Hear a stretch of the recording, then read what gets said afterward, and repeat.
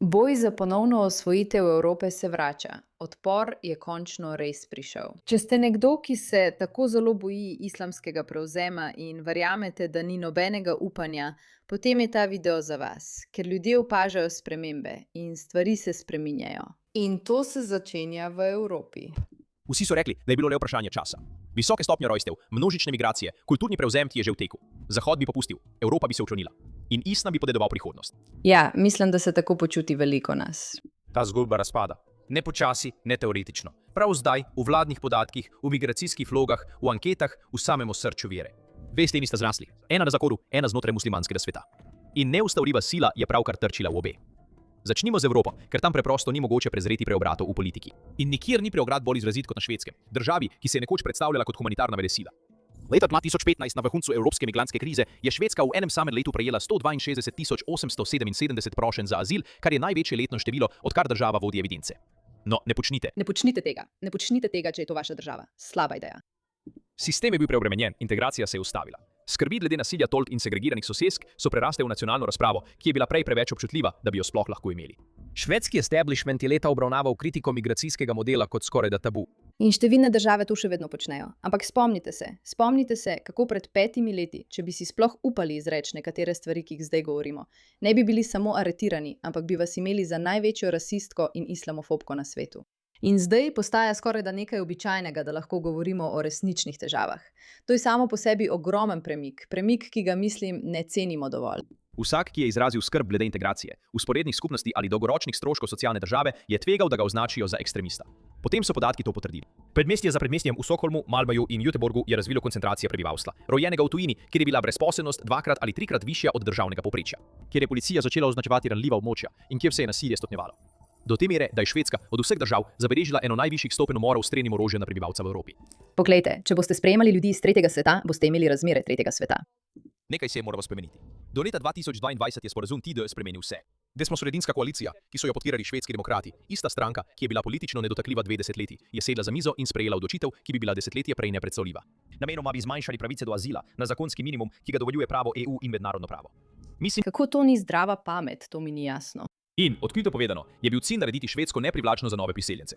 Uspelo je. Leta 2024 je število predhodnih prošenj za azil padlo na 9645, kar je 23% manj kot prejšnje leto in najnižja raven od sredine 80 let prejšnjega stoletja. Leta 2025 je ta številka še dodatno padla na 6737. Poglejte, če ne naredite svoje države privlačne za ljudi, potem ti ne želijo priti v vašo državo. Noro je, da to ni zdrava pamet. Vsi govorijo o tem, da je treba odstraniti državljane in ukrepati na skrajne načine, kar je verjetno nekaj, kar je treba storiti. Ampak dejstvo, da te ljudje prihajajo, ker jim vaš davkoplačevalski denar omogoča tako udobno življenje, pomeni, da je prvi korak preprosto to, da jim naredite manj udobno. To je preprosta, zdrava pamet. Poglejte, kaj kažejo podatki. Toda številke povedo le polovico zgodbe. Pravni okvir za njimi je tisti, ki resnično pokaže spremembo. Uredba, ki je začela veljati marca 2025, je končala tako imenovani sistem EBO, kjer so si prosilci za azil lahko sami izbirali nastanitev. Oblasti so povedale, da je to pomagalo ustvarjati ločene, vzporedne družbe. Zdaj je finančna pomoč pogojena z bivanjem v državnih sprejemnih centrih. Prepoved ponovnega vstopa za zavrnjene prosilce je bila podaljšana z 1 na 5 let.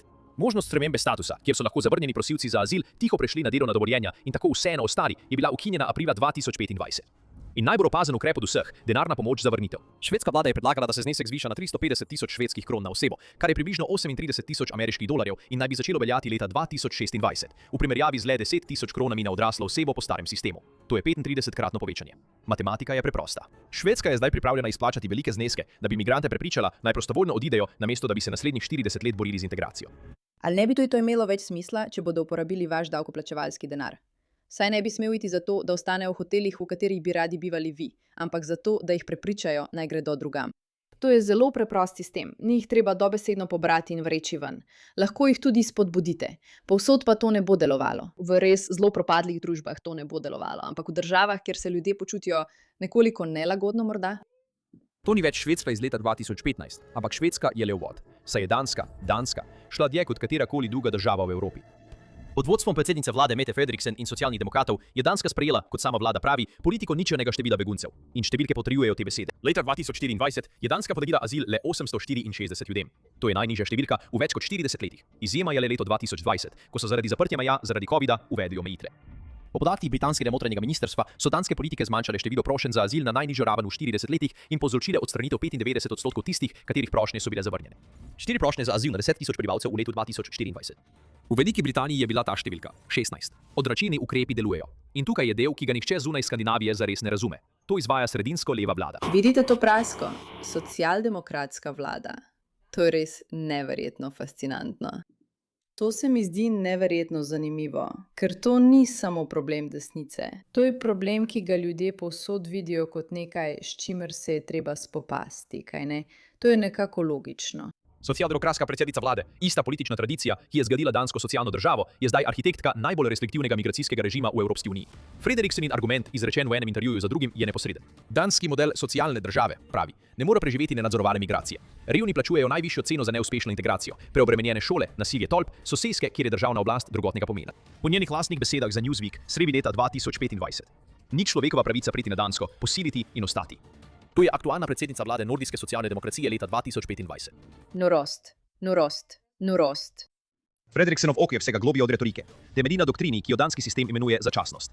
Po danski zakonodaji status begunca ni več obravnavan kot pot do stalne naselitve. Je po zasnovi začasen, podvržen pregledu, preklicljiv. V trenutku, ko so razmere v izvorni državi ocenjene kot varne, se lahko prebivališče odzame tudi ljudem, ki so na Danskem živeli več let, se naučili jezika in si tam ustvarili življenje. Najbolj jasen primer je bila Sirija. To mi je všeč. Všeč mi je, ker mislim, da ljudje verjamejo, da imajo, ko pridejo v neko državo, pravico do vsega, kar si želijo. Toda tukaj Danska pravi, ne, morali boste to dokazati. Morali boste dokazati, da si to zaslužite. In če dokažete, da si tega ne zaslužite, vam lahko to oduzamejo. To je zelo, zelo, zelo preprosto razmišljanje, kaj ne? Povejmo tako, odraščala si v Ameriki, si ameriška državljanka, zaslužiš si svobodo. Ampak če storiš kaznivo dejanje, te lahko zaprejo v zapor, kar pomeni, da ti svobodo odzamejo. Ne zaslužiš si samo svobode.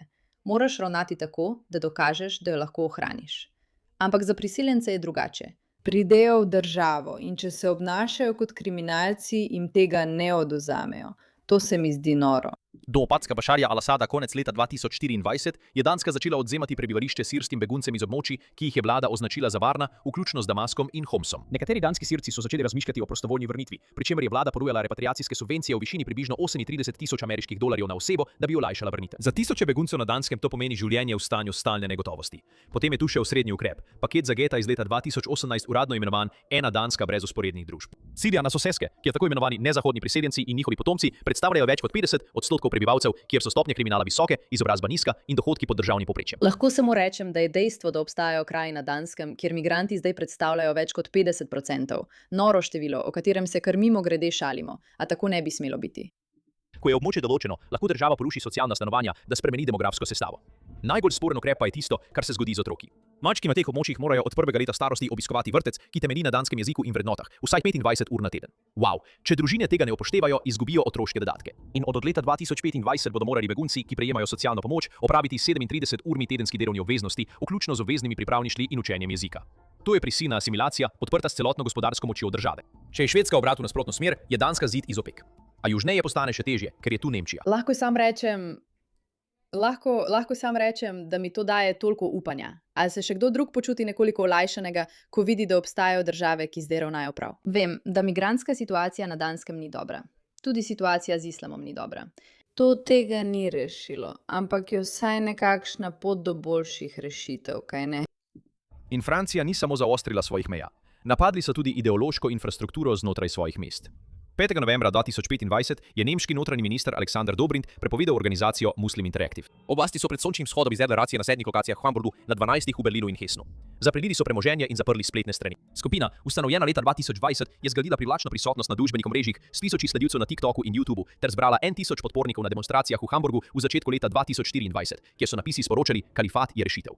Dobrindt ni kazal obžalovanja. Z vso močjo zakona bomo odgovorili, je dejal, vsakomur, ki agresivno poziva k kalifatu na naših ulicah, neti sovraštvo proti državi Izrael in Judom na nesprejemljiv način ter prezira pravice žensk in manjšin. Notranji minister zvezne dežele Hamburg je to označil za udarec proti modernemu tiktokovskemu islamizmu. To se je zgodilo nekaj več kot leto dni potem, ko je prejšnji notranji minister Berlina julija 2024 prepovedal islamiški centrum Hamburg zaradi domnevnih povezav z iranskim vrhovnim voditeljem in podpore Hezbollahu. ICH, ki je upravljal tako imenovano modro mošejo na obali zunanjega jezera Unster, je bil več let pod nadzorom nemške obveščevalne službe. Oblasti so zasegli dokaze, da je skupina delovala, kot so same povedale, na zelo konspirativen način, pri čemer so uporabljali dobrodelne organizacije kot krinko za širjenje vpliva in ideologije v nemške muslimanske skupnosti. Dve pripovedi, dve razpuščeni organizaciji. Obe sta bili usmerjeni proti strukturam, za katere so nemške oblasti ugotovile, da poskušajo, kot pravi Zvezno ministrstvo za notranje zadeve, ustvariti trajne sovražnike ustave. To je del, ki je tiho preoblikoval nemški pristop. Prepovedi niso bile odziv na določena teroristična dejanja, bile so preventivne. Nekateri pravni strokovnjaki to zdaj imenujejo preprečevanje kaznivih dejanj še pred njihovim nastankom. Nemške oblasti ne čakajo več, da radikalne organizacije zagrešijo nasilje. Razpuščajo strukture, katerih izrecni cilji po mnenju vlade spodkopavajo ustavni red kot tak. Lahko sam povem, čeprav mi je všeč, da Nemčija to počne, ker je to pomembno, ima Nemčija še dolgo pot pred seboj. In čeprav ta video res prikazuje sliko, da se vse izboljšuje, ker nam kaže pozitivne stvari, je to tudi tisto, kar mediji počnejo v obratni smeri. Kažejo nam negativne stvari in nam govorijo, da gre vse narobe, tudi kadar to ni resnica. Nemčija se ne odreže tako dobro. Tudi Francija ne. In dejstvo, da uvajajo prepovedi in razmišljajo o stvarih na preventiven način, je dober znak v pravo smer. A to še ni popolna rešitev. Kar je pri tem zanimivo, pa je opomnik, da čeprav nenehno poslušamo, da ne moremo ničesar storiti in da je edini odgovor na nezakonite migracije ali skrajno nasilje ali pa da to preprosto sprejmemo, moramo vedeti, da obstaja tudi srednja pot. Če imaš prave ljudi v vladi, in zato je razburljivo, da je Keir Starmer odstranjen, ko imaš prave ljudi v vladi, ki sprejemajo dobre odločitve, potem je mogoče sprejeti ukrepe, da se stvari izboljšajo. Voliti moraš pametne ljudi. To ni vprašanje levice ali desnice na Švedskem ali na Danskem. Tam je leva vlada. In večinoma je to tema, o kateri govorijo ljudje na desnici. To nima nobene zveze s tvojo politično pripadnostjo. Gre za ljudi, ki so pripravljeni dejansko pogledati resnici v oči in se boriti nazaj. In če imaš močno vlado, potem lahko dejansko zaščitiš svoje državljane. To je naša odgovornost. Izbrati ljudi, ki bodo dejansko šli in naredili spremembo. Ker lahko narediš razliko. Lahko spremeniš stvari in lahko do neke mere zmanjšaš spodbude. Tara, ne bo realnosti, v kateri boš rešila Evropo samo s tem, da zmanjšaš spodbude ali ponudiš spodbude za odhod. To se ne bo zgodilo. Potrebni bodo bolj intenzivni odzivi, vendar pa je to korak v pravo smer. Hvala za vašo pozornost glede te zadeve.